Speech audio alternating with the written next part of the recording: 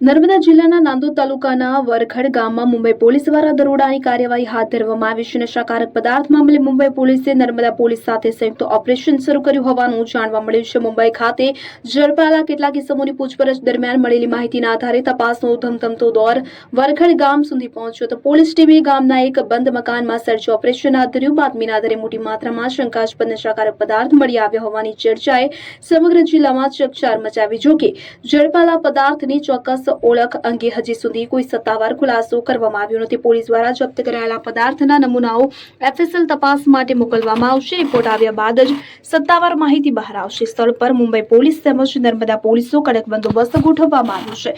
કરોડો રૂપિયાના નશાના જથ્થાની ચર્ચાએ નર્મદા જિલ્લામાં ભારે ખળભળાટ મચાવ્યો છે. હાલ સમગ્ર મામલે પોલીસે તપાસ હાથ ધરી છે. અબ્દુલ રઉફ ખત્રી, ઉમલ્લા.